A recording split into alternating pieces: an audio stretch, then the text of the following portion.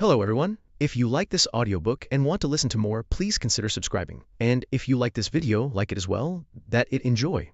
Chapter 61 Surprising News 3. Mara and Clarisse could be seen wearing trousers and form-fitting clothing. Both had their hair pulled back in a ponytail. "Don't be afraid, he's gentle," Maekar said with a smile while stroking the beautiful scales on Bahamut's face. Looking at the enormous dragon and remembering how it had devoured dozens of assassins, Clarisse felt that the word, gentle, could not be associated with this particular dragon. Ignoring Maekar's teasing, Mara looked at him and asked in a solemn tone. "Are you sure you want to take me? This could cause our plans to fail, especially if your brother comes to Dorne and negotiates with the Dornish lords." "That's possible." Maekar didn't deny it. "However, whether it's Viserys or Jaehaerys, neither of them will accept the conditions I told you and the lords of Dorne." Showing a smile, Maekar added with a calm look, 20 years of tax exemption is something even Jaehaerys cannot accept. He would rather have Dorne stay outside the Seven Kingdoms than let that happen." "So you lied to me?" Mara asked, raising an eyebrow. "That was very rude of you, my dear prince." Maekar simply shrugged. He didn't deny that he had lied to get Mara's attention and keep her from even starting the negotiations. "Although 20 years is impossible, I don't mind giving 10 years of tax exemption. That will be enough to satisfy Dorne's greed." Mara fell silent. She was angry over Maekar's lie, but thinking about what he had done to save her life, her anger vanished as if it had never existed. "I really want to punch you in the face. Look on the bright side, at least you're the first Dornish woman to ride a dragon, and I didn't lie about the other conditions." Maekar replied with a smile. Mara let out a dissatisfied huff but didn't press the matter. Without Maekar, she would die. In the end, 10 or 20 made no difference to her, since she could only survive with his help. "I just hope Harrenhal is as magnificent as they say." Mara sighed and spoke with a helpless tone, though there was a curious look in her eyes. As someone who had never been allowed to leave the castle her entire life, she had an intrinsic curiosity. "Well, you'll be impressed, Harren the Black was mad and built a castle for giants," Maekar said with a smile. He had of course already seen Harrenhal. He lived in the Riverlands and had traveled to Castle Derry a few times, taking the opportunity to visit Harrenhal. The castle was naturally magnificent, even partially melted. The best part was that it was located almost at the center of the continent, serving nearly perfectly as a preferred stronghold from which to reach every corner of Westeros. "By the way, aren't you worried my uncle will take Sunspear?" Mara asked with a touch of curiosity. "I'm the one who should be asking you that," Maekar replied in a calm tone. "In the end, it all comes down to who has the greater power. Harren the Black died cooking alive in the largest and most powerful castle on this continent. If my uncle thinks Sunspear is more powerful than Harrenhal, he's welcome to try. Let's go up, I want to arrive in less than a week," Maekar said as he climbed the iron chains and reinforced ropes. Note: do you think it's reasonable to travel from Sunspear in Dorne to Harrenhal in the Riverlands in 4 days? Mara and Clarisse took a deep breath and began to climb, following Maekar. Clarisse in particular seemed more nervous than Mara, which was understandable given her fear of heights. The saddle fit 3 people, especially with 2 slender women, though Mara had a full chest that made Clarisse feel inferior. Seated with 2 beautiful women, Maekar wondered if Gale would get jealous and, after thinking about it, he knew his future wife would go mad with jealousy. He let out a laugh and tightened the belt around all 3 of them, then tapped Bahamut's neck twice. The dragon understood what his rider wanted and lifted off the ground to Mara's excited cry. The dragon shook his body to rid himself of the sand. Mara's heart was beating extremely fast. Looking at the enormous neck moving from side to side and the height she was at that moment, she felt more powerful than ever, even knowing that power wasn't hers. Bahamut began to move and pick up speed. His enormous legs sank into the ground below and he took flight with a powerful beat of his wings. "This is incredible, Maekar." As the dragon gained altitude, Mara screamed while her face was distorted by the wind. "Close your mouth or you'll swallow sand." Clarisse couldn't help but shout in Mara's ear, and she quickly closed her mouth, though her eyes stayed wide open as she looked around with extreme curiosity. How many people had ever had the pleasure of seeing such a spectacular view in their lifetime? Maekar smiled at Mara's excitement and flew toward the Riverlands. King's Landing. Alysanne looked at the letter in her hands and felt them trembling as she held the paper. Setting Sarah aside, Gale was her only daughter. The little girl who used to hide behind her legs when she felt shy was now going to be a mother. Alysanne smiled gently. She tucked the letter away as though it were something extremely precious. She would be by her daughter's side, no matter what. In that moment, the queen felt a strength course through her body. It was her willpower, and nothing would stop her from going to the Riverlands, not even her frail bones. The queen walked to her wardrobe with a solemn look. She opened the doors and pulled out a set of clothes from the very back. It was a typical riding outfit, or rather, a dragon riding outfit. It was entirely silver with red trim. Without any hesitation, Alysanne undressed and put on the clothes she hadn't worn in years, not since she had grown old. About an hour later, Alysanne could be seen at the dragon pit. She wore an elegant bun and walked without her crutch. Looking at the eldest dragonkeeper of the dragon pit, Alysanne spoke in a calm tone. "Saddle Silverwing, I'm going to fly." The old man, wearing black armor with scales on the back, looked at the queen in shock, but bowed and quickly left. Some time later, a silver dragon emerged from the pit, a beautiful and elegant creature, just like her rider. There was a dark saddle on the dragon's back, secured to her chest by thick, reinforced ropes. It was Silverwing, Alysanne's dragon. Silverwing let out a low rumble and approached Alysanne, gently pressing her snout against her body. Alysanne couldn't help but embrace the one she considered a sister, the one she had trusted with her life many times. Her refuge through the decades. They were sisters, in everything but blood. "We'll fly together again, my daughter needs me," Alysanne murmured and, with the help of a ladder brought by the dragonkeepers, she climbed into the saddle after nearly a decade without doing so. Fastening the belt around her waist, she took the reins attached to the wooden supports of the saddle. Without even needing a command, Silverwing lifted off the ground. The beautiful silver dragon began to run and took flight smoothly and gracefully. Entirely different from the majesty of Vhagar, the brutality of Vermithor, or the ferocity of Bahamut. Silverwing let out a roar and soared over the city for a time. The older inhabitants quickly recognized the beautiful silver dragon and bowed, especially the women, showing just how beloved Jaehaerys and Alysanne were throughout the realm. Jaehaerys watched the beautiful dragon disappear from his field of vision with a nostalgic and loving gaze. He truly loved that stubborn, proud woman.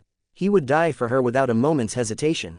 Letting out a sigh, Jaehaerys looked once more at the dragon that had already vanished and wondered what had happened to make Alysanne ride Silverwing after so long, something that worried him.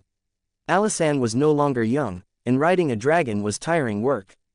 "Send a raven to Harrenhal and ask what's going on," Jaehaerys ordered Ryam in a calm tone. "Yes, my king," Ryam replied respectfully. Before Ryam could leave, he heard the king's voice once more. "Also ask whether Alysanne arrived safely and well." Ryam smiled and left in silence, leaving Jaehaerys looking out at King's Landing from the window of his chambers. Chapter 62 The Valyrian Wedding 1. About half a day later, a long, low sound was heard in the sky. Countless nobles, soldiers, and commoners raised their heads and looked toward the sky. Dragons were not uncommon to them, but instead of a dragon they knew, a beautiful silver dragon was seen crossing the sky like a silver arrow. Some of the older men recognized the dragon and cried out, "Silverwing, Silverwing, the good Queen Alysanne's dragon." With the dragon's arrival, 3 pairs of eyes opened at once. Caraxes, Meleys, and Dreamfire raised their long necks and looked toward the silver dragon landing softly at the entrance of Harrenhal.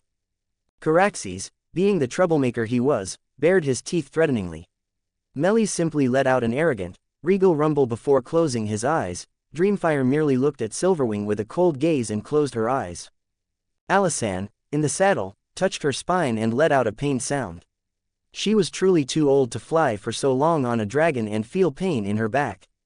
"I used to ride for 2 hours with Jaehaerys and never felt back pain, now my whole body aches," Alysanne murmured, touching her back with a dissatisfied tone. Suddenly, she heard the gates of Harrenhal's walls open, and she saw 2 middle-aged men accompanied by a dozen soldiers approaching. Looking at the sigils on both their chests, she quickly knew they were the heads of House Blackwood and House Targaryen, respectively. With her hands folded one over the other, Alysanne looked at the faces of the men hesitant to approach and spoke in a gentle tone. "My dear lords, it would be gracious of you to fetch a ladder and help me down. I am not young enough to slide down my scaly sister's wing." Roderick and Darnold quickly left and went to fetch the ladder themselves. Soon an amusing scene could be seen at Harrenhal, Lord Blackwood and Lord Darry helping the queen down from the dragon with every possible care. "I am not made of glass, and be careful, my husband does not like other men touching me." I have seen a few unlucky souls thrown into Vermithor's mouth for daring to covet me. Seeing their serious, solemn expressions, Alysanne couldn't help but tease them in an amused, playful tone. Roderick and Darnold exchanged a glance and saw the helpless look in each other's eyes. They wiped the sweat running down their foreheads and let out a dry laugh. The Queen's joke did not seem funny to them at all, since they had no doubt the king was capable of something like that, especially toward them, who were supporting Maekar, someone he deeply despised. Please follow me, Princess Gale is waiting for the Queen in her chambers in Kingspire Tower. Roderick said in a respectful tone. How could he not be respectful? She was considered the finest queen to have walked this continent in over 10,000 years. Setting aside Nymeria, who was a warrior queen like Visenya and Rhaenys, Alysanne was truly known as the good queen of the Seven Kingdoms. Every woman in the realm might forget the king, but none would ever forget Alysanne, the woman who had done so much for them. You were young when I visited Raventry Hall with Dela. Unfortunately, my daughter didn't want to marry Royce, he was a good boy. Alysanne said with a sorrowful smile. She had truly liked Royce Blackwood. Tall, Royce was graceful and courteous. Besides being skilled with a bow and sword, Royce was also an excellent singer who composed his own ballads. From the first time she saw him, her daughter had been enchanted by Royce, but her feelings never blossomed when she discovered that Royce followed the faith of the old gods. A shame the marriage never came to be. Roderick couldn't help but think of Royce, his uncle's son. He truly was a beautiful young man, but he died of illness 4 years later. Alysanne nodded. She truly felt it was a pity the marriage had not happened over something like two people's faith. I remember your mother, Lord Derry, she was a remarkable woman. Your father suffered a little at her hands. Alysanne looked at Darnold and said with a smile. The Lord and Lady of Castle Derry were one of the most interesting couples she had ever seen in her life. The woman was as fierce as a lioness, just as her husband was a lion. Both had such strong personalities that they even quarreled over a simple look. Yet she had never seen a love so strong. Darnold, at 41, couldn't help but feel a little embarrassed at the Queen's words. The image of his parents' fierce quarrels appeared in his mind, making him twist his lips. Perhaps because of some kind of trauma, Darnold had never gone near a woman with a strong personality. He preferred a delicate and gentle woman, not one who might stab him in the back over some perceived betrayal. Roderick wanted to laugh but suppressed the feeling and looked at Darnold with a teasing gaze. The fame of the old farmer and old farmeress was well known throughout the Riverlands. There were rumors that when Lord Derry died, Lady Derry spat on the coffin and cursed her husband for going to the 7 hells before her, before breaking into tears. Ignoring Roderick's gaze, Darnold and all the knights escorted the Queen inside Harrenhal. Silverwing chose a corner to rest in front of the walls and simply lay down, closing her eyes. My queen, my queen, my queen. Inside Harrenhal, every time a noble or servant saw Alysanne, they gave a slight bow and greeted her with admiration. Alysanne returned every greeting with a gentle and elegant smile, as the queen she was. She never showed herself to be anything less than respectful and warm, regardless of a person's background. However, when she was about to climb the long staircase to Kingspire Tower, everyone stopped and looked at the Queen with concern. I hope some knight is ready to carry me up there, Alysanne said with a smile. She was old and climbing such a long staircase was impossible. Roderick stepped forward and bowed before Alysanne, with his back turned to the Queen. Alysanne didn't hesitate and settled onto Lord Blackwood's back. I hope I am not too heavy, my dear lord, Alysanne said in an amused tone. She felt like a child on her father Ennis's back. By the way, I was serious when I said my husband is possessive. The Queen is as light as a swan feather, Roderick said with a smiling face, though his expression didn't look very pleasant. He could even picture Vermithor arriving and devouring him in one bite. Please don't make that kind of joke, my queen, my poor heart can't take it.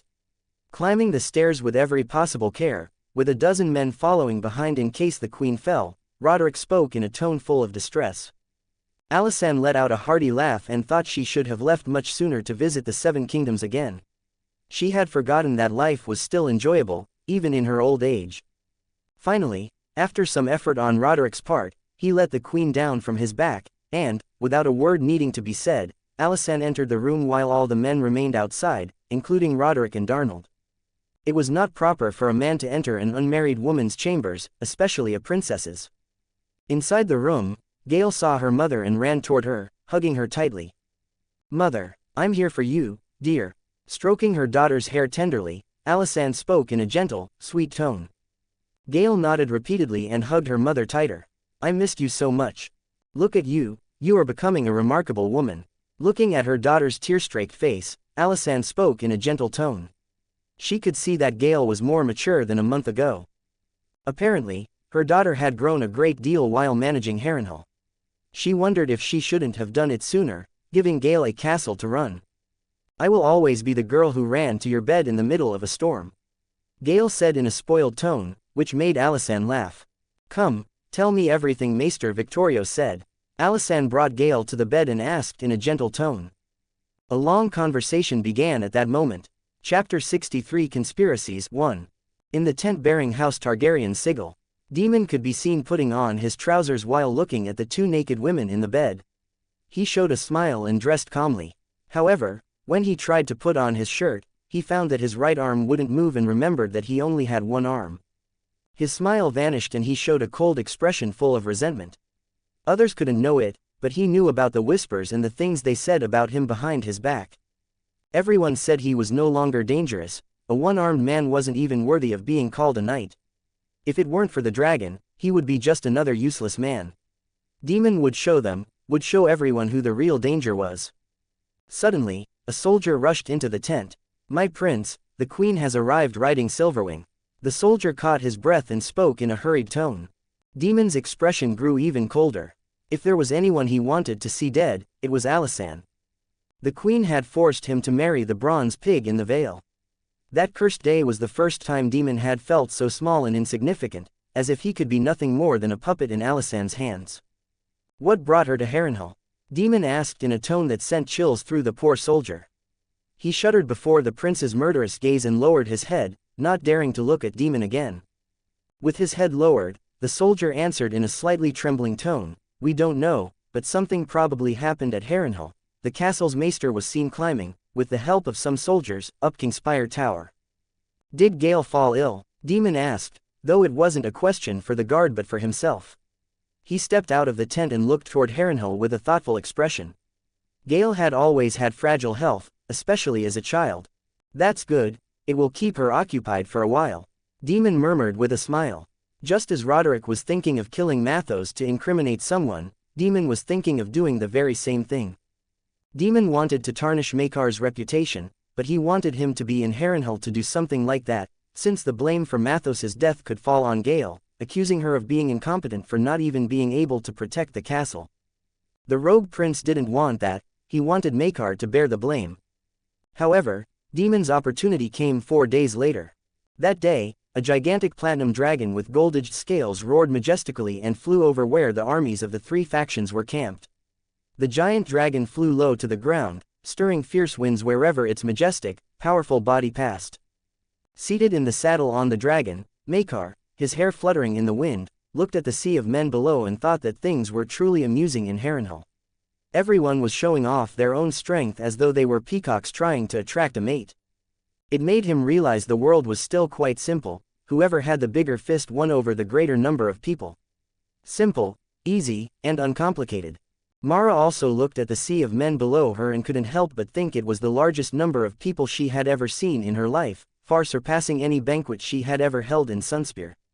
Moving her gaze from the armies to the castle, Mara had seen the castle from a distance as they approached, but seeing it up close was entirely different. Was Harren the Black truly insane or a genius for building such a monstrosity? If it hadn't been for Aegon, riding Balerion, perhaps this majestic castle would never have actually lost a battle. Yet before a dragon's flames, the castle melted like metal under fire, and everyone inside was cooked alive.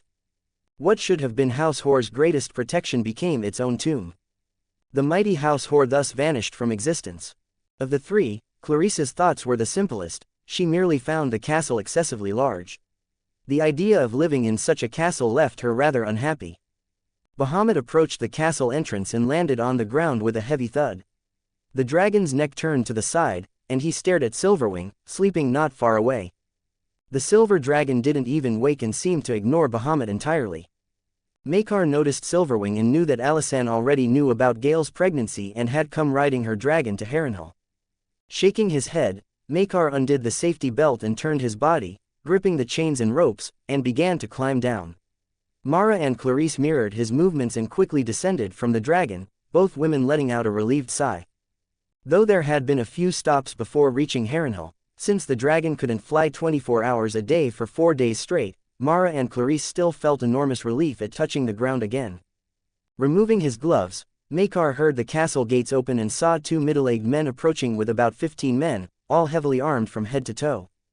Maekar naturally recognized his uncle and Lord Derry, both staunch supporters of his in this great council. "Welcome to Harrenhal, my prince."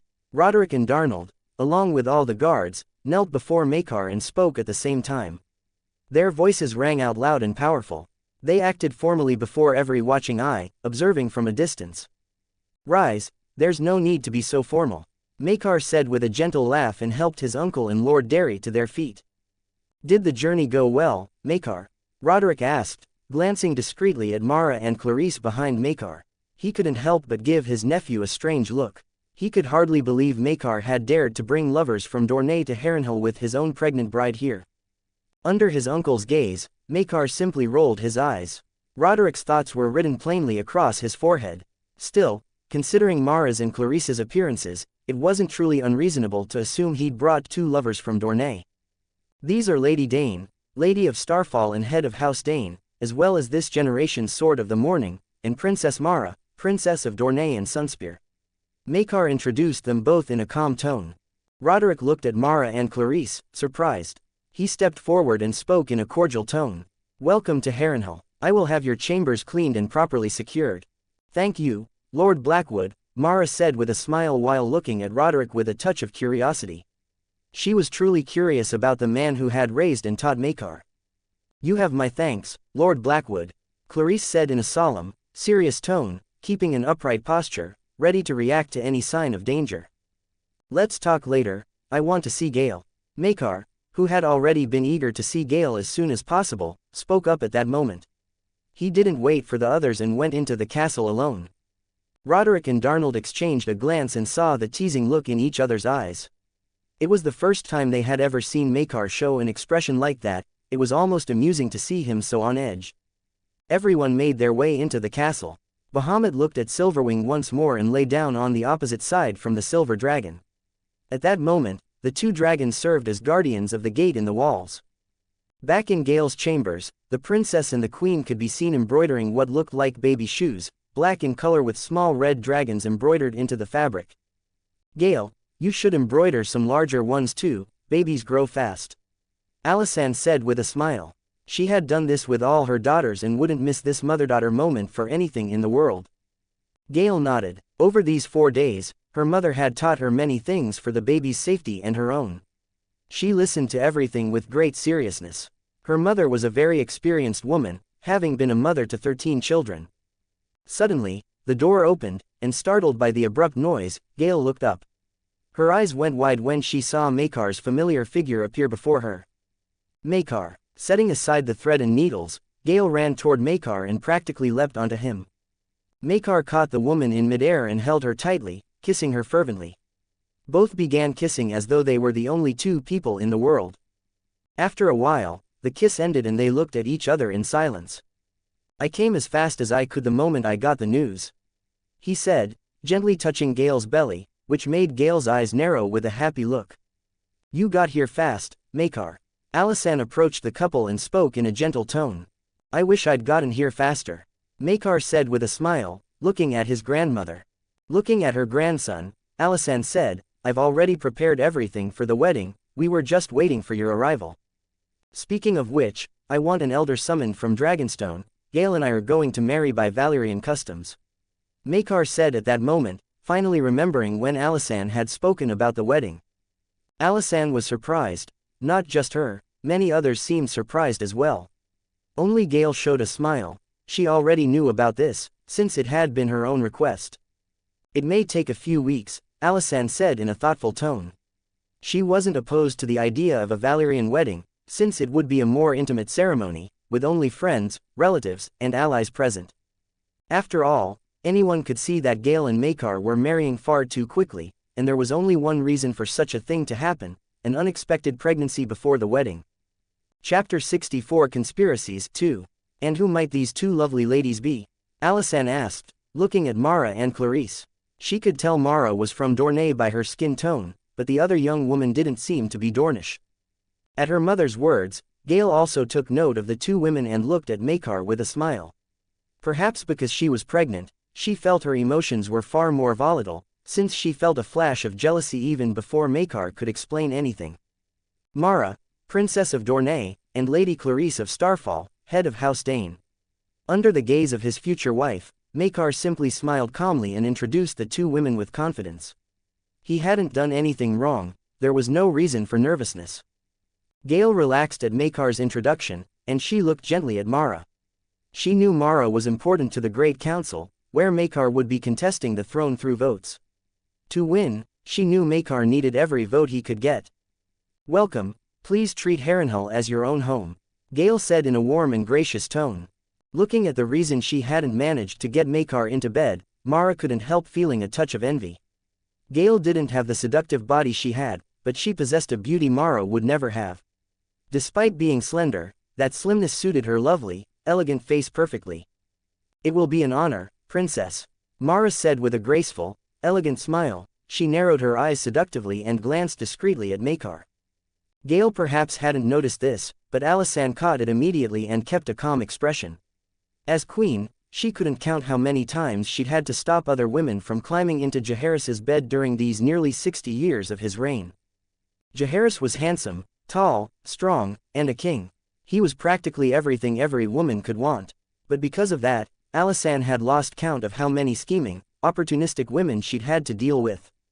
Maekar was just like Jaehaerys, and Gale would have to learn how to handle that, even learn to defend what was hers, because if there was one thing she had learned in her long life, it was that human nature should never be tested. Maekar was a good boy who wouldn't betray her, but, like every man or woman, there would be moments of weakness, and Gale needed to stand by her husband to get through that fragile stage of marriage. For that reason, Alysanne felt she should give her daughter a few tips on how to handle it. With all the important people seated on the sofas and chairs in the room, Maekar asked with a smile. "Where do we stand in this war, militarily and politically?" He wasn't asking Gale or Alysanne, but Roderick. He knew his uncle had likely helped Gale with everything in Harrenhal. "We have 44,000 soldiers. There will be more once the rest of the Riverlands houses arrive, but those will mostly be the Tullys, the Mallisters, the Freys, and the despicable, disgusting, traitorous, incompetent Brackens," Roderick said in a calm tone, though when he mentioned the Brackens, he couldn't help letting slip a few insults. Maekar couldn't help rolling his eyes at his uncle's words. House Bracken and House Blackwood hated each other down to the last shred of reason. Despite Queen Alysanne's attempts to reconcile the two houses, the result hadn't been what anyone hoped, and it had only made the relationship worse, even though it had been good for a while. In the end, hatred had triumphed over goodwill once again, and houses Blackwood and Bracken continued to despise each other with even greater intensity. Alysanne looked at Roderick helplessly but didn't try to convince Lord Blackwood otherwise. She wasn't arrogant enough to think she could fix everything, especially after having already failed so miserably. "As for politics, we have around 150 votes," Roderick said in a somewhat heavy, helpless tone. The number might sound high, but Roderick assumed there would be thousands of people voting, meaning Maekar had around 15% of the vote. Note: I am assuming there were 1,000 lords, septons, and maesters in this equation. Though it will be more than 1,000 once Dorne joins. Despite what Roderick thought, Maekar remained calm, though there was a trace of seriousness in his eyes. "Once I bring Dorne into the Seven Kingdoms, I'll gain more votes. There's no need to worry, uncle," Maekar spoke at that moment, noticing the concern on his uncle's face, and continued. "The problem isn't Rhaenys or her son, it's Viserys. Viserys has the king's support. That is Viserys' greatest advantage, since the lords trust Jaehaerys, and that is incredibly favorable. Of the thousands of votes, Viserys alone will likely claim half or more than half," Maekar said in a calm tone. He rubbed his forehead and continued speaking. "In the end, the lords will prefer Viserys, who doesn't want to change much, on top of being a generous man eager to please. What we need to do is show that I will be a better king than Viserys, show them that they will gain more with me than with Viserys. Only then will the votes shift sides. In the end, it all came down to interests and nothing more. Everyone wants to win, no one wants to lose." The lords were betting that Viserys would maintain the prosperity Jaehaerys had built, and they were right about that. Setting aside the dance of the dragons and the war against the Triarchy, the realm had remained under the same economic policies as Jaehaerys for more than 20 years, even more than 20 years after the old king's death. So instead of betting on a king or queen whose actions were unknown, everyone chose to play it safe rather than take a risk. This was the greatest problem facing Maekar. Won't bringing Dorne into the Seven Kingdoms be enough? Mara, who had stayed silent until then, asked in a confused tone. In her eyes, that was truly a remarkable feat, worthy of any kingdom. It won't be enough. I must also win the support of the North and the Reach, as well as destroy Viserys' reputation. Maekar replied with a smile. Though Mara had lived among Dorne's schemes her whole life, she had never once left Sunspear. That will be complicated, Alysanne said calmly. The Starks are more loyal than any other house on this continent. As long as Jaehaerys chooses Viserys, the North will choose Viserys too. The Iron Islands will also back Viserys. As for the Reach, Mathos Tyrell is already backing Rhaenys, along with Boromund Baratheon. Not to mention you don't even have the full support of the Riverlands. Rhaenys had the support of the Stormlands and the Reach. Viserys had the support of the Crownlands, the North, the Westerlands, and the Iron Islands. Maekar didn't even have the full support of the Riverlands. Despite Maekar's extremely slim chances, he himself remained calm, though solemn. We'll have to thin out our enemies, Maekar said at that moment. Mathos Tyrell has to die to make the lords pull back a little and show them they need to think carefully instead of choosing a side too quickly. I take it you're already working on that, Uncle, Maekar asked, looking at Roderick with a bright look in his eyes. He knew better than anyone how decisive his uncle could be. Yes, we were going to kill him tomorrow, Roderick said in a cold tone, his expression indifferent. That's good, but let's start today. Maekar shook his head and decreed Mathos's death for that very day. To keep my arrival from being used as a weapon against us by our enemies, Maekar said and continued. Mathos has to die today. Even if fingers end up pointed at me because of it, it would be too great a coincidence for Mathos to die on the very day I arrived. Any fool with the slightest bit of sense will know they're pinning the blame on me. How do you want him to die? Roderick asked in a calm tone. He should die peacefully, Maekar replied calmly. Poison. Chapter 65 Conspiracies 3. Night fell quickly. Outside Mathos's chambers, 20 guards stood at the ready, not even a fly would slip past House Tyrell's elite soldiers. The guards spoke quietly under the flickering light of the torches around them. But even with the torches, the place wasn't properly lit. The distance between each torch made it impossible to illuminate every spot. Suddenly, one of the guards caught a strange smell in the air. What's that smell? The guard said in an uncertain tone. The second guard beside him caught the smell too and spoke in a confused tone. It smells sweet, mixed with a hint of sourness. Captain, do you smell that? The second guard asked the captain of Mathos's personal guard. Luke, a man in his 30s with blonde hair and eyes, looked like a knight straight out of the pages of a book. Handsome, smiling, and warm. At that moment, however, he seemed distracted by something.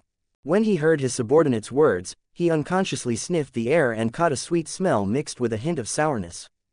His eyes went wide as something occurred to him. He drew his sword, and just as he was about to speak, a weakness spread through his body.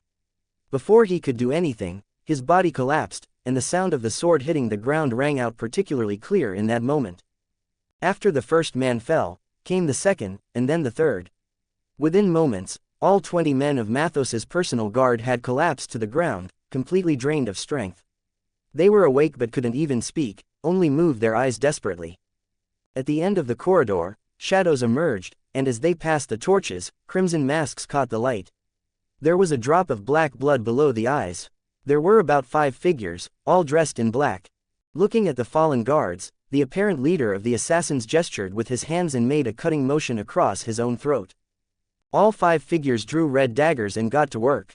One by one, blood spread across the black stone floor. Mathos woke at the subtle sound of his chamber door opening. He opened his eyes and gripped the dagger he kept under his pillow. He rose from the bed extremely fast, but before he could do anything, he found himself surrounded by young men in dark robes. They wore red metal masks over their faces. There was a drop of black blood below the eyes. Each of the 5 assassins held a red dagger. Lord Mathos, my prince wishes for you to drink this. One of the assassins stepped forward and placed a glass vial containing a crimson liquid on the table. No pain, only a calm and peaceful sleep, the assassin added. Mathos didn't respond and shouted, "Guards!" What followed was a frightening silence. Mathos couldn't help feeling a chill run through his body. He had many guards, but now not one had answered his call. The meaning of that was more than clear. I may die, but I'll take the first one who attacks me with me to the 7 hells. Mathos looked at the 5 assassins and spoke in a calm tone, though his trembling hands showed he wasn't nearly as calm as he appeared. Perhaps the threat could have worked against ordinary men, but the children of the blood were not mere soldiers, they were elite spies. Shadows that Maekar used to watch over everyone and everything. All 5 advanced at once. Mathos didn't want to die and fought back fiercely but soon found himself pinned to the bed. He thrashed violently, trying to break free from his captor's grip. "Let go of me, I am the Lord of Highgarden. Let me speak with your prince. I can swear loyalty to him." 2 assassins held Mathos's head firmly and forced his mouth open. Mathos, knowing his words would go unheard, fought even more violently. He didn't stop struggling for even a second. "My prince will build a kingdom where everyone can choose what they want to be," the first assassin said, opening the cap of the vial holding the crimson poison. "Strict laws from which not even nobles will be able to escape," the second assassin said in a calm tone. "A world where evil will be judged by an impartial, indifferent justice," the third assassin added. "A world where we will truly be the beacon of civilization," the fourth assassin said. "And you, Mathos Tyrell, stand in the way of that future we so long for," the fifth assassin said, while forcing Mathos's head upward. "Your willing sacrifice will not be in vain." The first assassin carefully poured the liquid into Mathos's mouth, who still thrashed violently, though still pinned down. Mathos tried to use his tongue to keep from swallowing the poison but found himself helpless when the liquid was no more than a few drops, which he couldn't stop from sliding down his throat. The Lord of Highgarden was desperate. He never imagined he would truly die on this day. Everything had been normal until this moment. Suddenly, a feeling of drowsiness came over him, making Mathos's eyelids feel heavy. He tried desperately to stay awake but found himself helpless as a cold sensation began spreading through his body, making him lose control over it. Yet the feeling was comfortable, as if he were floating among the clouds with nothing left to worry about. Mathos no longer cared about anything else in that moment. He seemed to be in a garden full of laughing, drinking women. The body that had been thrashing now lay still, and a comfortable expression appeared on Mathos's face. He seemed to be smiling in that moment, though it was a strange and oddly unsettling smile. The crimson tears Mira created are terrifying. The target simply dies thinking they're living out a beautiful dream, the second assassin said in a calm tone, though there was a touch of admiration when he mentioned the woman named Mira. "Stop wasting time, let's go," the first assassin said in a cold tone and stepped away from the bed with a rippling motion of his black robes. The other 4 assassins exchanged a glance and followed their captain in complete silence. As soon as they left the room, they all caught the iron smell in the air. Looking down, the floor was stained dark red. 20 corpses lay along the corridor. All wore armor, but each had only a single wound, a clean, precise cut across the jugular. The assassins didn't concern themselves with decency and stepped on the bodies to avoid touching the floor, then vanished into the shadows at the end of the corridor. They moved through the shadows, their footsteps silent as a cat's, only the sound of their robes hung in the air. Turning one corner, then another, the 5 assassins climbed the stairs and arrived before a dark oak door. The captain knocked 3 times on the door, but there was no answer. Then the door opened. The leader of the assassins saw a slight figure wearing the same robes as him and a mask over the face. However, unlike him and his companions, who had a tear of black blood below the eyes, the person before him had a red moon. Unlike him, an executor, the figure before him was an observer. One was responsible for executing targets, the other was responsible for gathering information. There was a third type, the administrator, responsible for running everything at a base. Note: executor, observer, and administrator. However, the leader of the assassins didn't look at the observer, but at the figure seated in a chair, under the candlelight. A pair of violet eyes watched him with a rather calm gaze. "My prince." The leader of the assassins entered the room and knelt, as did the other assassins. "Is he dead?" Maekar asked, his gaze distracted by something. He wore a comfortable black tunic of fine silk. He looked as though he had just bathed. Yes, my prince, the leader said in a calm, respectful tone. Very good, now we'll spread rumors that it was Daemon's retaliation, ordered by Viserys. Maekar said in a calm tone. He felt nothing particularly significant about the death of a Lord Paramount. He had already killed Lauren before, what was one more? Chapter 66 Conspiracies 4. Mira, I'll leave this in your hands, you may go. Maekar looked at the small figure wrapped in black robes, wearing a crimson mask. Yes, my prince. The voice that came from behind the mask was feminine and surprisingly mature. But Mira didn't leave after answering, she remained standing still, as though hesitating to say something. This caught the attention of everyone present, including Maekar. Did something happen? Maekar asked in a calm tone. He narrowed his eyes and looked at the small figure before him with a touch of curiosity and scrutiny. After Administrator Wilson interrogated the faceless assassin in search of the techniques of the House of Black and White, we found traces of rape on the prisoner's body. Mira replied in a calm tone, though the implications of her words were clear. Maekar's eyes turned cold. He turned the ring on his finger and stroked the metal a few times with his thumb. The atmosphere had changed completely. It seems Wilson got carried away with the power I gave him and forgot that we are human beings, not animals. Maekar murmured in a calm tone, though the coldness in his voice was felt by everyone around him. Executor, Maekar spoke at that moment. The leader of the assassins rose and struck his fist against his chest while bringing his legs together in one swift motion. I await your orders, my prince. You were ordered to seize Administrator Wilson at the base in King's Landing and kill him before the eyes of every member of the organization, Maekar said in a calm, cold tone. Another administrator will take Wilson's place. Remember to make him beg for death, and when he begs, do not kill him easily. Maekar said in a chilling, cold tone. Maekar was no hypocrite who thought himself a saint.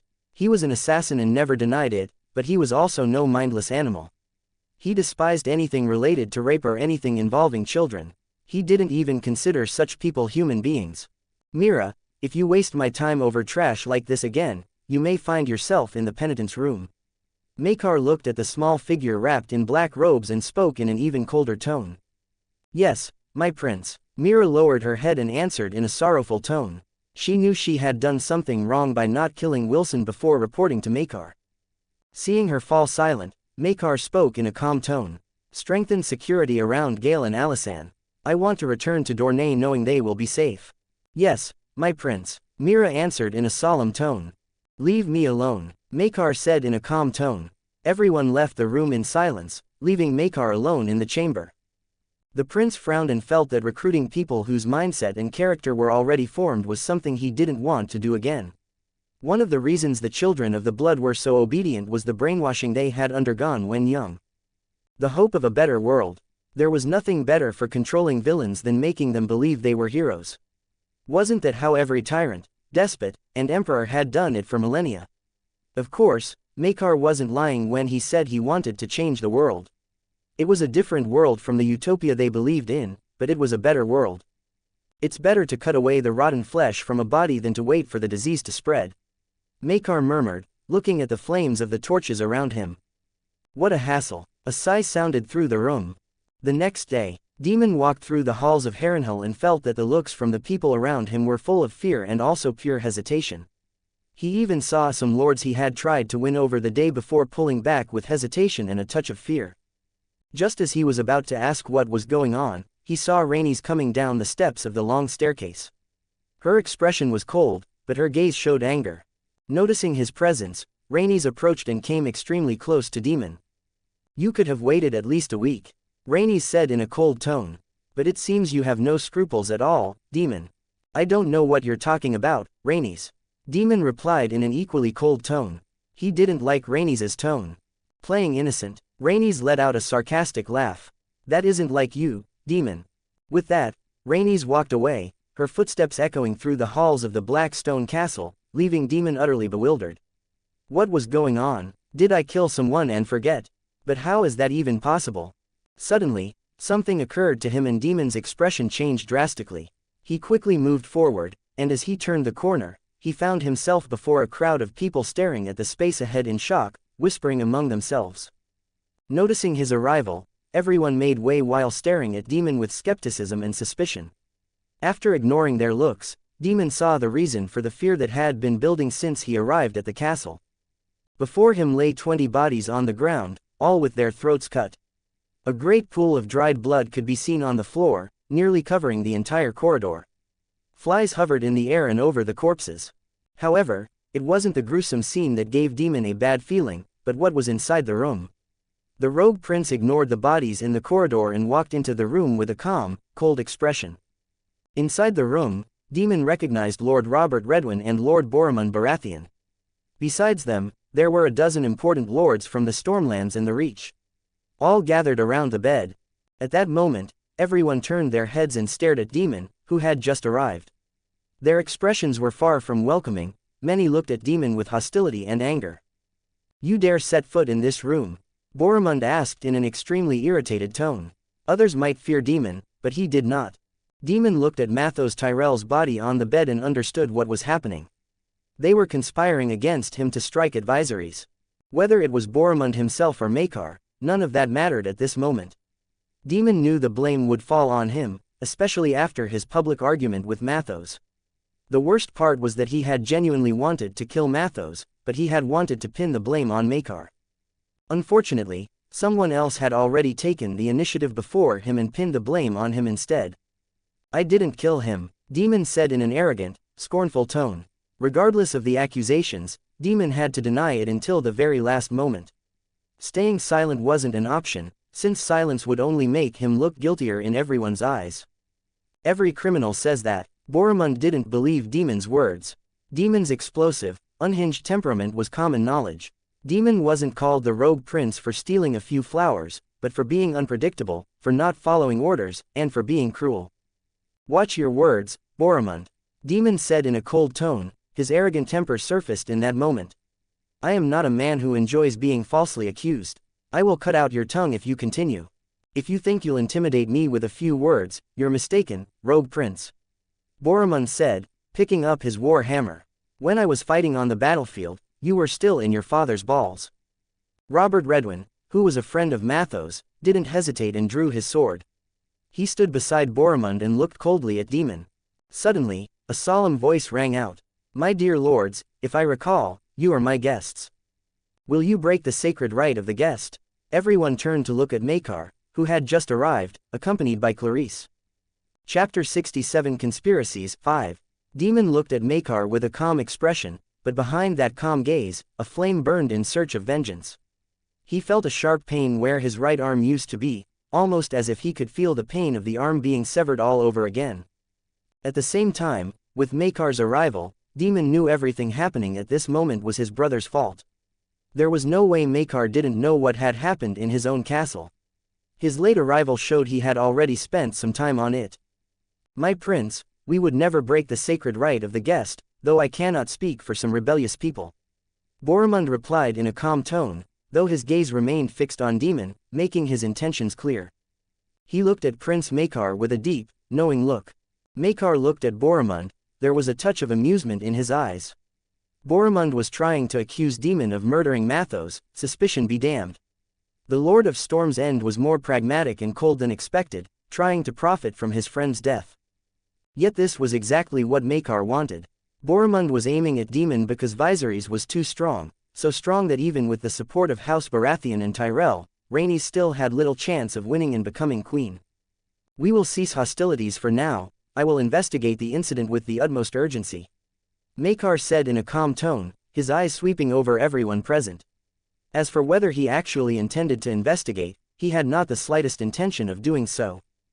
At that moment, these people didn't truly want the real culprit, they wanted a culprit who could inflict the most damage on their enemy. And for Maekar and Boromund, that culprit was precisely Daemon. Daemon, as though understanding something, looked at Maekar and Boromund. He looked calmly at both of them and stepped closer. Clarisse, behind Maekar, rested her hand on the hilt of the sword Dawn, her eyes fixed on Daemon as he approached Maekar.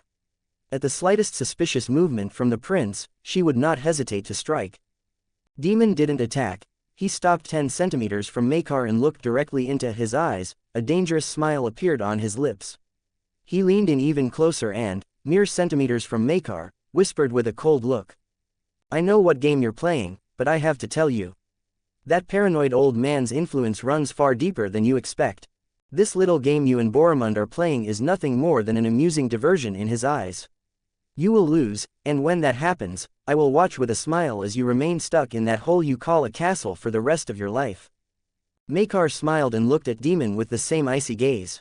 He leaned toward his half-brother's ear and whispered, "If you're so confident, what are you doing in this room? Why are you playing this game, you crippled piece of shit?" "I enjoy playing this dangerous game, you filthy bastard," Daemon replied with a dangerous look. Maekar and Daemon stared at each other, both laughing, though only an icy feeling was reflected in each other's eyes. Daemon smiled and turned away, not even bothering to try to convince the others of his innocence. Perhaps before, he would have, but now that he knew it was Maekar's plan, he no longer cared. If there was one thing he had learned about this half-brother of his, it was that he was a cunning, cold, and intelligent bastard. Watching Daemon disappear, Maekar turned to Boromund and spoke in a calm tone. "You may go, Lord Baratheon. I will see to all the arrangements for sending Lord Mathos's body back to Highgarden." Boromund looked at Maekar with a deep, searching gaze. Without saying a word, he left the room, accompanied by his vassals. Just as expected from the son of Rhaegar Baratheon, who dared try to control Jaehaerys. "Like father, like son," Maekar said with a smile. Though Boromund had a reputation for being a bold, even reckless warrior, he was anything but stupid. Which was only natural. Given Jaehaerys' lingering resentment toward Rhaegar, if Boromund were a fool, he would have been dead long ago. "My prince." Robert Redwyn approached Maekar and greeted him in a sorrowful tone. Mathos's death had genuinely saddened him. Mathos may not have been the best lord, but he certainly wasn't the worst. "My condolences, Lord Robert." Seeing that the man was genuinely grieving Mathos's death, Maekar spoke in a gentler tone. Robert looked at Maekar and opened his mouth, but closed it again the next moment. He seemed hesitant to ask something. After all, what he was about to ask was, at the very least, insulting. "Everyone leave." Noticing this, Maekar looked at the lords of the Reach and spoke in a calm tone. Everyone left the room without hesitation, fearing they might overhear something they shouldn't. "You may speak, Lord Robert," Maekar said in a calm tone. "Did you kill Mathos?" Robert, seeing that they were alone, save for the female knight behind Maekar, didn't hesitate to ask in a firm tone. "No," Maekar lied without the slightest hesitation. His heart didn't even beat faster as he lied so brazenly. A look of relief flashed across Robert's face. He looked at the young man before him and said in an emotional tone, "My brother said Prince Maekar is an honorable man, and I will trust his word." Maekar couldn't help wanting to laugh at those words, but he held himself back and put on a serious expression. An honorable man, he was no Eddard Stark, much less any honorable fool. If there was one thing he had learned in this world, it was that good people die young and bad people live a long time. "Thank you for your trust, Lord Robert," Maekar said, his expression softening into a look of genuine appreciation. That look wasn't a lie. He had never expected Ryam's brother to be such an honorable fool. It made him realize there was a chance to bring the Reach over to his side. Looking at Mathos's corpse on the bed and the strange smile on the corpse's lips, Robert felt a chill. He looked at Maekar and said with a solemn expression, "Prince, it was likely Boromund who killed my Lord Paramount. He may seem like a brave and loyal man, but he thinks only of his own interests. I know, but there is no way for me to stand against Daemon without Boromund's help," Maekar said, putting on an expression full of helplessness and sorrow. "Don't worry, my prince, we will avenge Lord Mathos together. You have all of House Redwyn behind you, and with it, nearly every noble house in the Reach," Robert said, looking at Maekar with a more serious expression than ever before. The death of the Lord Paramount of the Mandar could not, under any circumstances, go without consequence. And having already intended to support Maekar from the start, Robert didn't hesitate to ally himself with Maekar in that moment. Maekar had never felt that an old man's words could sound so beautiful as they did in that moment. Before deciding to kill Mathos, he had never expected the head of House Redwyn to be such an honorable, emotional fool. Still, Maekar would rather stand beside this kind of person than beside cunning, vulture-like schemers. "Lord Mathos's death will not be forgotten. Whoever the killer was, we will make him pay tenfold, Lord Robert," Maekar said those words with a solemn, determined expression. Inside, Maekar was suppressing the urge to burst out laughing like never before. Robert showed an emotional expression and placed a hand on Maekar's shoulder, genuinely moved by Maekar's determination to bring the killer to justice. "Thank you, my prince," Robert said softly. "I will stay and help with Lord Mathos's funeral rites." Maekar nodded and did not refuse Robert's help. He certainly didn't want to waste time dealing with the corpse of someone he himself had ordered killed. After all, that would be so hypocritical that even Maekar felt a twinge of shame at the thought of doing such a thing. Chapter 68 7 Kingdoms My lord, we don't know whether it was truly Prince Daemon, we cannot simply rule out Prince Maekar. Lord Mathos's death happened on the very same day he arrived. Lord Cameron Tarth, of House Tarth of Evanfall Hall, spoke in a concerned tone. "You think I don't know that?" Boromund said in a calm tone. "However, for our interests, it was Daemon who killed Mathos to help his brother sit on the Iron Throne." Cameron felt a chill run through his body, hearing those cold, indifferent words. He had seen Lord Boromund speak and laugh with Mathos as though they were true friends. Yet if Boromund treated his friends this way, Lord Tarth didn't want to know what he did to his enemies. "We cannot waste time. I've received word that the king is coming to Harrenhal, riding his dragon, Vermithor. The entire court of King's Landing is moving toward Harrenhal and will arrive within a few days." Boromund said in a calm tone. He didn't care what his vassals thought of him. At this moment, speed was essential to destroying Viserys's reputation. "Yes, my lord," Cameron said in a respectful but somewhat distant tone. Boromund noticed this but didn't mind. Anyone would grow cautious after hearing what he had just said. As soon as Boromund and all his vassals entered the tent, they saw Princess Rhaenys with a cold, irritated expression. "Uncle." Rhaenys greeted her uncle, forcing a smile. "Don't worry, we'll handle this," Boromund said, not knowing that Robert had already allied himself with Maekar. Had he known such a thing, he probably wouldn't be so calm at this moment. For with Mathos's death, he had lost more than he had gained. Of course, the advantages and disadvantages were known only to him. "I know, but Daemon is mad. How dare he kill a Lord Paramount so easily?" Rhaenys said, still in an irritated tone. She was still young and didn't yet have the calm, mature temperament of her future self. Note: Rhaenys is 26 years old in the year 100 after the conquest. "Men like him don't think, niece," Boromund said in a gentle but incredibly harsh tone. "What matters is that we will have our revenge. Mathos's death cannot be forgotten. We will tell everyone just how monstrous Daemon is." Rhaenys nodded and vowed to make Daemon's life a true hell. She was furious that Daemon had dared to kill Mathos. "The king will arrive within 2 days at most, he is riding Vermithor," Boromund said in a calm tone. Rhaenys' eyes grew more solemn. Jaehaerys' arrival at Harrenhal meant only one thing. The Great Council will begin, and the process of electing the legitimate claims to the Iron Throne will get underway. Rhaenys said in a calm tone. There was a complicated look on her face, for she knew this was already a losing battle for her. The lords would never accept a woman and would instead choose her son as the possible new king of the Seven Kingdoms. "Don't worry, your legitimacy is better than any gift." Noticing the worried look on Aemon's daughter's face, Boromund spoke in a soft tone. Rhaenys simply nodded and seemed distracted. Just as Boromund had predicted, about a day and a half later, the bronze-scaled dragon roared in the sky that day. King Jaehaerys I Targaryen, the fourth king to sit upon the Iron Throne, had arrived at Harrenhal, riding his dragon, Vermithor, the Bronze Fury.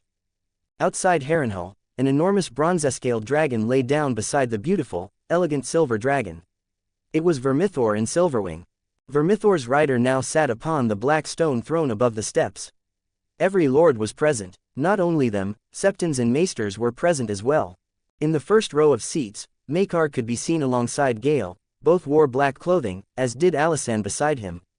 Beside the queen were Roderick and Darnold, both also dressed in black. The fact that Alysanne stood beside Maekar instead of the king made some of the lords exchange glances, but no one said a word. At that moment, the king's gaze was fixed on none other than a young girl wearing a yellow dress covered in jewels. She had black hair and equally dark eyes, olive skin, and a smile on her full lips. She wore a crown atop her hair, a golden crown set with precious jewels, and a sword at her waist. Mara showed no fear before the king's gaze and looked at him with an interested expression. Then, under everyone's astonished eyes, she stepped forward and bowed gracefully. "Mara of House Martell, Princess of Dorne and Sunspear, greets your grace." "Welcome, Princess Mara," Jaehaerys said in a solemn tone. He knew what was happening. And even with the lords of Dorne still arguing over whether to bend the knee to House Targaryen, Mara would kneel first. Every lord's eyes were fixed on Mara's beautiful figure, but there was no lust in their gazes, only disgust, anger, and fury, especially from the lords of the Stormlands.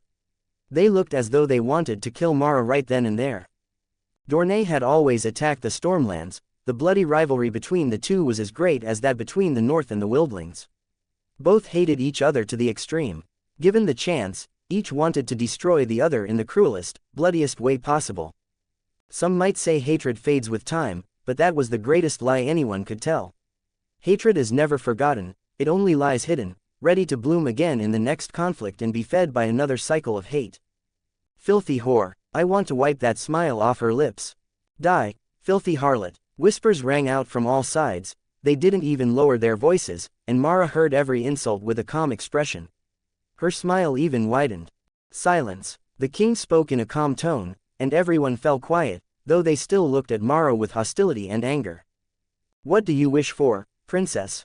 Jaehaerys looked at Mara and showed a look of appreciation.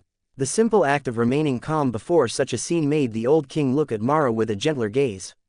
Even men would have grown furious in that moment, let alone a mere young woman like Mara. Mara drew a letter wrapped in a yellow cloth from her chest and held out her hand.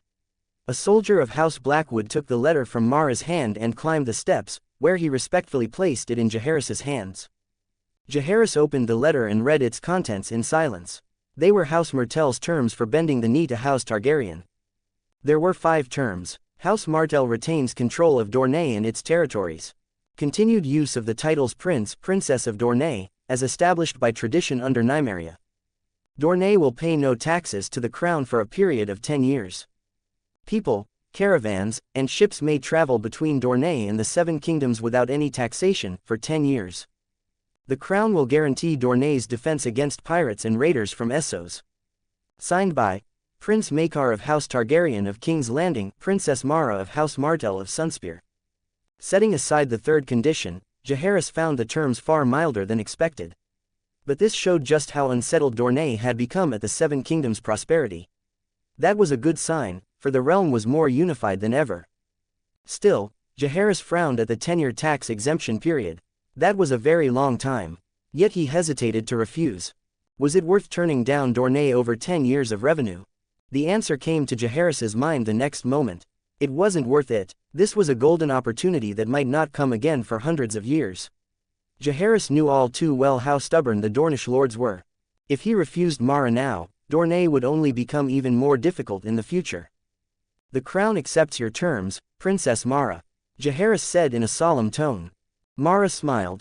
Just as Maekar had predicted, Jaehaerys would not refuse to bring Dorne into the fold for such a high price. The Princess of Dorne climbed the steps and no one stopped her. Everyone held their breath and watched in silence as history unfolded before them. Arriving before the king, Mara got a closer look at the Targaryen king's calm, indifferent expression. Curiously, she found Jaehaerys' and Maekar's eyes alike. Showing the king a smile, Mara removed the crown from her head and placed it beneath Jaehaerys' hair. After that, she stepped back and drew the sword from her waist. My crown and sword are yours, your grace, as is Dorne. Kneeling, Mara held the sword and presented it above her. Taking the sword, Jaehaerys looked at the kneeling girl and thought that the two of them shared a similar life story. Like Mara, he too had been held hostage by his own uncle, Maekar. His escape had resulted in the death of his brother, Jaehaerys, who was tortured and killed by Maekar's orders. Rise, Mara, Princess of Dorne and Lady of Sunspear, Jaehaerys said in a calm tone and looked out at all the lords present. Today, the 7 kingdoms truly unite as one, with no more divisions or borders, and the old era finally becomes a past that our descendants will know only through the pages of books, never feeling the weight of an age filled with war and blood. Rejoice, for this age of barbarity has finally come to an end, and the prosperity of a golden age will grace us with fervor and glory. Let us rejoice, for we are the most blessed people in the world. Jaehaerys spoke every word with such emotion that it made everyone feel they were truly taking part in something of great importance. A feeling of pride and unity was born in every heart. Even those who hated Dorne set that animosity aside, at least for the moment, and rose to their feet. Long live the 7 kingdoms! Long live the 7 kingdoms! Long live Jaehaerys the Great! Long live Jaehaerys the Great! Cries of emotion filled the hall of 100 hearths. The lords raised their swords and shouted louder and louder, to the point where the very walls of the hall seemed to tremble. Seeing all his hard work being claimed by Jaehaerys, Maekar couldn't help but roll his eyes, but he clapped and shouted along symbolically, though without nearly as much emotion as the shouts of the lords around him. Chapter 69 7 Kingdoms 2. Dorne had officially joined the Seven Kingdoms, although not completely, and it was only a matter of time before that became a reality. At this moment, the focus of the entire Great Hall was on Jaehaerys and Mara, above the steps. As everyone shouted like madmen, Jaehaerys offered his arm to Mara, and the princess accepted. Both descended the steps and walked toward Alysanne. The king's eyes settled on Gale and Maekar, one by one, for a moment, and he turned his face, looking the other way, where he saw Rhaenys at another table, and at the next table, Daemon could be seen. 3 factions, 6 dragons. Maekar had 3 dragons, Rhaenys had 1 dragon, and Viserys had 2 dragons. If a war were to break out, Maekar would have the advantage with 3 adult dragon riders, counting Alysanne. Although Jaehaerys himself thought it unlikely that Alysanne would actually ride a dragon into war. Still, in Jaehaerys' eyes, this was already a terrible sign. House Targaryen was divided, and everyone coveted the Iron Throne. The lords, in turn, wanted exactly that, for only House Targaryen could destroy itself. Aemon, my son, why did you have to die? Jaehaerys thought with a touch of melancholy. If Aemon were alive, such a thing would never have happened. Aemon would have been a better king than him, of that, Jaehaerys had no doubt. Why not ally yourself with me, princess? I can protect you from your uncle. Jaehaerys asked in a calm tone. I will give you more than Maekar. Mara looked at the king with a smile and answered calmly. Unfortunately, I am a person who likes to repay favors. Maekar saved me, and I will give Dorne to the 7 kingdoms. Besides, I lived alongside your grandson for over a month, and if there is one thing I know about him, it is that he does not tolerate betrayal. Just as he saved me, he will not hesitate to feed me to Bahamut. Mara added with a laugh. You think I cannot protect her from Maekar? Jaehaerys asked, looking deeply at the girl holding his arm. Honestly, yes, Mara answered without any hesitation. He is different from other men. I have never seen a man so decisive in my life. That makes him extremely dangerous. In your grace, you forgot something very important. Mara said with a smile. I forgot, Jaehaerys asked, confused. Even if I betray Maekar and ally myself with your grace, for how long could the king protect me? Mara did not answer and asked a question instead. Jaehaerys understood the implications in Mara's words. He was old, nothing in the world could change that. Just as Mara said, he could not protect the girl for long. In the end, whether Daemon or Viserys, neither would be able to protect Mara after he died. Their brief conversation lasted only a moment, for they had already arrived before Alysanne. Jaehaerys. Jaehaerys heard his wife greet him by his own name instead of calling him husband. This displeased him a little, especially in public. Still, Jaehaerys did not want to worsen their marriage any further and controlled himself. I was worried about your coming to Harrenhal, Jaehaerys said in a calm tone, but his eyes swept over Gale and Maekar for a moment. The two of them looked like a perfect couple. There was truly love between them. My bones may be old, but I am still a dragon rider, and I was born to fly, even old. There is no need to worry, husband, Alysanne said in a calm tone, but there was a hint of a smile on her lips, showing that she appreciated Jaehaerys' concern. Still, looking at Mara, who held her husband's arm, Alysanne's eyes narrowed into a dangerous look. There was one thing she had not told Roderick when he carried her to Gale's room.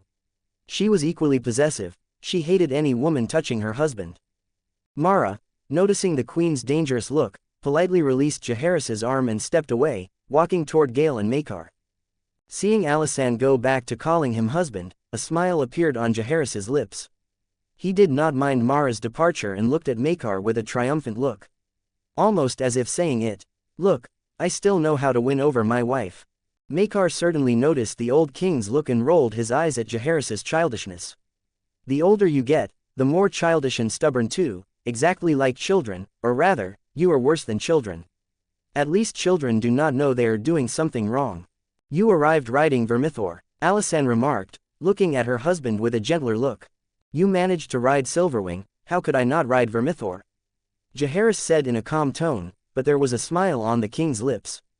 obviously in good spirits after going so long without flying his companion in arms. "How are things in Harrenhal?" Jaehaerys asked, glancing at Maekar.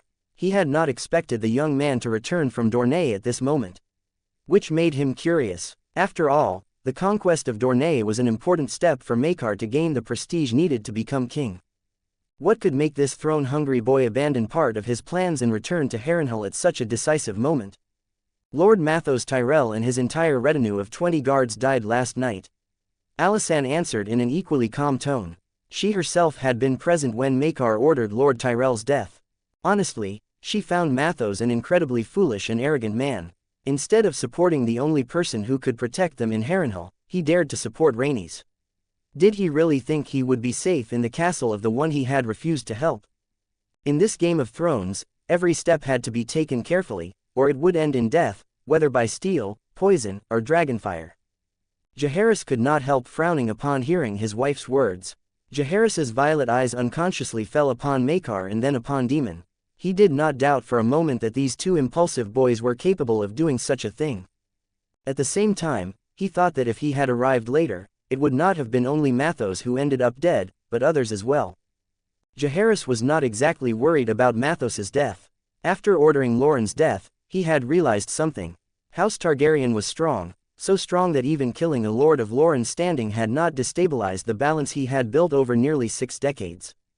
On the contrary, it made the realm more solid, for, without the powerful Loren, the Lannisters who came to King's Landing were even more submissive than the Lords Paramount. This showed that fear and respect were still the right path for a king. If the king does not show strength from time to time, the nobles forget that the Iron Throne was raised in the blood and fire of war. On the other side, Maekar was listening to Mara's words. "Your grandfather tried to bribe me," Mara said with a smile. That treacherous, cunning, vile old man. Maekar could not help cursing Jaehaerys. At the same time, he looked at Mara with a deep look.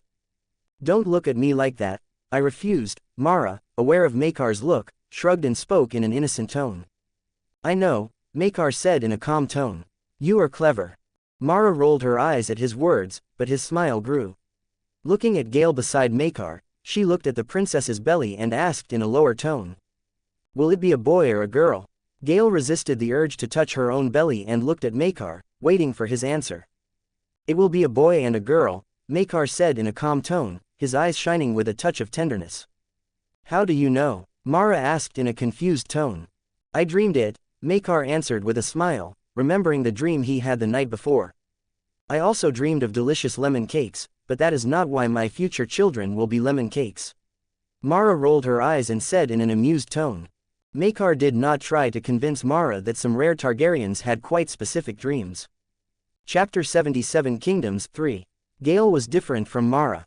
Knowing about the dreamers, she could not help but feel happy and excited to learn it was a boy and a girl.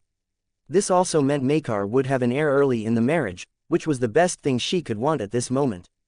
Looking at her future husband, she wanted to hug Maekar and kiss him, but unfortunately they were in public and could not do something so indecent. Although he did not know what Gale was thinking, from her look, Maekar understood he would have a very pleasant night tonight. "It looks like this is turning into a feast," Mara remarked, seeing that the nobles were more enthusiastic than ever, as if they were the ones who had helped Dorne bend the knee to House Targaryen. The king certainly knows how to liven things up, making these people feel like they helped a great deal. She could not help speaking with a touch of sarcasm in her voice. She had not forgotten that these people had called her a whore and many other things. "When they regain their senses tomorrow, after a lot of wine, they will attack you like hungry wolves," Maekar said with a smile. "Be careful not to get bitten. I am a serpent, I will poison any fool who dares try to touch me." Mara said with a dangerous smile. "I already have so many blood feuds, what is one more among hundreds?" Maekar laughed and fully agreed with Mara's words. Just as she said, what was one more stain on your clothes if you were already completely filthy? "Speaking of blood feuds, Daemon is looking at you," Mara remarked with a laugh. Although she had never seen Daemon before, she recognized his features, especially the missing right arm. There was no other Targaryen with those features. "Let him look all he wants, maybe he will fall in love with me and switch sides," Maekar said, looking directly into Daemon's eyes with a provocative look. "It is easier for fire to rain from the sky than for that to happen." Gale said in a calm tone. Not to mention I would feed him to Dreamfire for coveting my man. Maekar laughed and held Gale's hand. He quite liked this possessive jealousy. He said with a smile and gently kissed her cheek. You do not need to worry about that, I would never trade you, much less for a man. Gale showed a satisfied expression and kissed Maekar's cheek in return. Mara, watching the scene before her, wanted to vomit, feeling a sweet pink aura in the air. At the same time, she refused to accept that she was feeling envious. She was not envious of having Gale, of having Maekar, of having his love, of having the security he brought. No, she was definitely envious. Mara acknowledged this with a huff, but she did not dare say such things out loud. She had not forgotten that, seconds ago, Gale had threatened to feed Daemon to her dragon over an unrealistic hypothesis. And, knowing this girl's possessiveness, she feared being thrown in as an afternoon snack for her dragon. Stop doing that in front of me, do you not know how uncomfortable it is for a young, unmarried lady to witness such a scene? Mara said in a bitter tone, feeling like a third wheel in the middle of a couple celebrating something. The dragon princess only gave Mara a shy look and nodded her head. Maekar heard Mara's words and laughed, but stopped being intimate with Gale in public. Gale, ask them to serve the drinks and the food. Today we celebrate, the 7 kingdoms were born today, Maekar said with a smile. Gale gave her betrothed one last kiss on the cheek and quickly stepped away.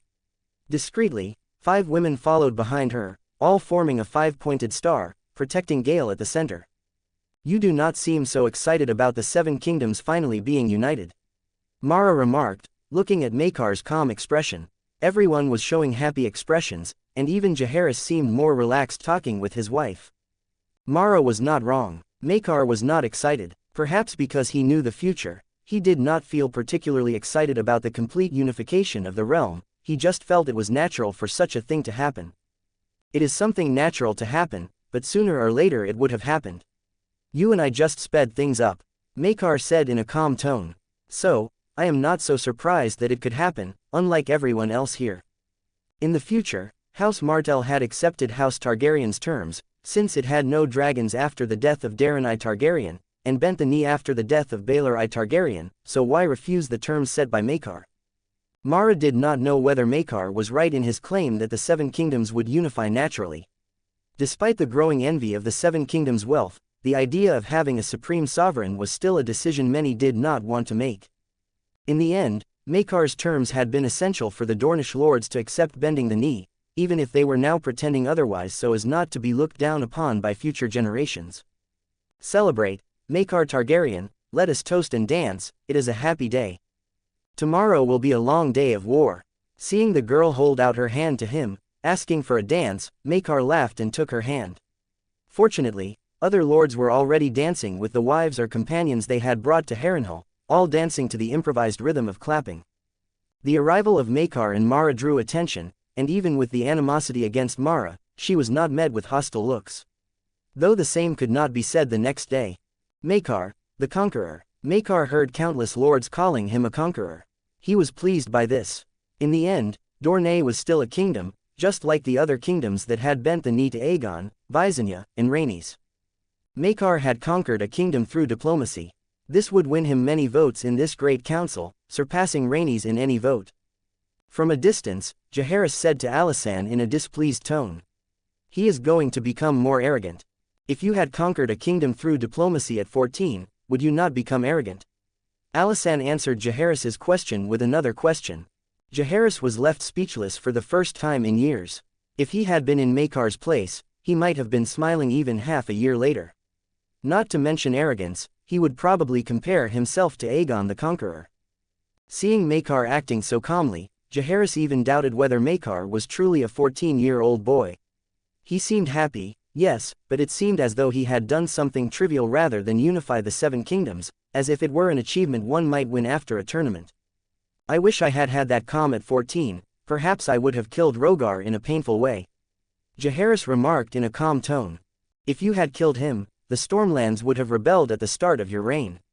Alysanne rolled her eyes, hearing the name of Rhaegar, her mother's second husband. Rhaegar, with help from Alyssa Velaryon, wife of Aenys I Targaryen, had wanted an indefinite regency and to control Jaehaerys. Which naturally did not happen. Jaehaerys proved himself a genius, even while young, and expelled Rhaegar from the court. Although Alysanne knew that Jaehaerys had been so furious that he wanted to kill Rhaegar that year. Unfortunately, the more furious her husband became, the more indifferent he also became. He used this to control his anger and fury over nearly 6 decades. Vermithor was the true reflection of the face Jaehaerys hid so perfectly. A man who was no less a tyrant than Maekar, but, unlike Maekar, was not an animal controlled by his own feelings and instincts. Perhaps this was why Jaehaerys had been the king this continent needed after the civil war between Aegon and Maekar. The faith militant, the noble houses, and the Targaryens, all were at war, and the entire continent burned in the flames of war. This was a war that surpassed many others before it, setting aside the War of the Andals, the Rhoynar, the Long Night, and the war against the Children of the Forest. This was the greatest conflict Westeros had seen in thousands of years. In the end, Jaehaerys had done very well and had given the realm time to accept House Targaryen in less than 100 years of the Targaryen dynasty's existence over Westeros. Note: I've been studying why Jaehaerys was considered the best king Westeros ever knew, and I've come to a very simple conclusion. Westeros had never known peace for thousands of years. Any king who put an end to the constant wars would be considered an extremely good king. Not to mention Jaehaerys contributed a great deal to the economy of Westeros and created good laws. Read the advanced chapters on my Patreon. Gots. To be continued.